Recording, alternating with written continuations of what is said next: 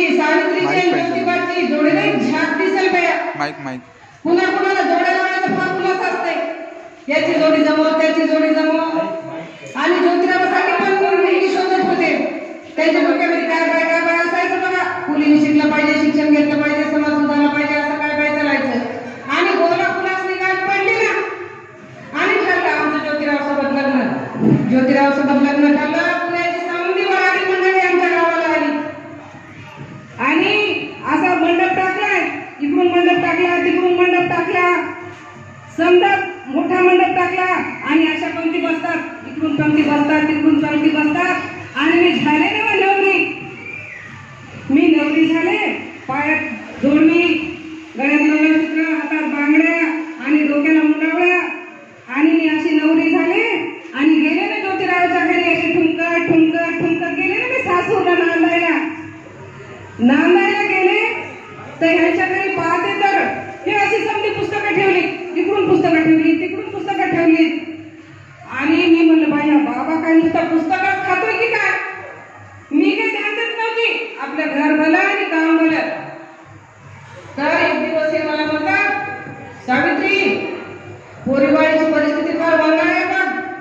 तुला शिक्षण घ्यावं लागेल, तुला शिकावं लागेल आणि पोरीबाळीला शिकावं लागेल.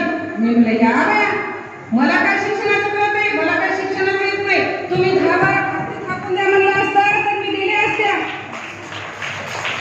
परी शिक्षण काय आपल्याला जमायचं नाही. ते म्हणले नाही सावित्री, शिकावं लागेल, तुला शिक्षण घ्यावं लागेल. त्यांचा आवाज वाढला होता. आवाज वाढल्यावर तुम्ही तरी बोलता काय वा? नाही ना. तशी मी पण काय बोलत नव्हती. मी आपल्या गप तुम्हाला ऐकून घेतलं. तर म्हणतात कसं नाही सावित्री, तुला शिकावं लागेल. असं करतच आमच्या शेतामध्ये लावणीचे कामं सुरू होते.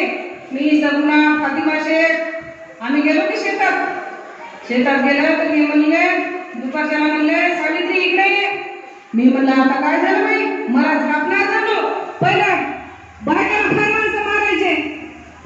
मी म्हणलं आता माझं काय खरं नाही. मी जाऊन उभी राहिली तर म्हणतात कसं सावित्री हे बघ, एका दाण्यानं जमिनीत गाडून घेतल्याबिगर कधीच येत नाही. त्यासाठी समाजासाठी आपल्याला काढून घ्यावं लागेल, तेव्हा कुठं समाजाची निर्मिती होईल. दाण्यानं काढून घेणे काय, समाजाची निर्मिती काय, मला काय समजत नव्हतं. मी आपल्या गप कुणाला ऐकून घेतलं. त्यांच्या हातात होती एक गाडी.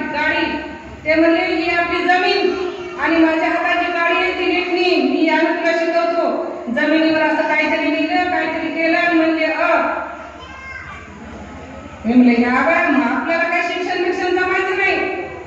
तुम्ही घरचं काम सांगा मी काम करीन, शेताचं काम सांगा मी पटापट करीन, पण शिक्षण आपल्याला काय जमायचं नाही. तर म्हणले नाही सावित्री, शिकावं लागेल तुला. तू शिक्षण घे, येईल तुला, तू प्रयत्न कर. कोणी काय आईच्या पोटात शिकत नसते. येईल तुला, तू प्रयत्न कर. मी प्रयत्न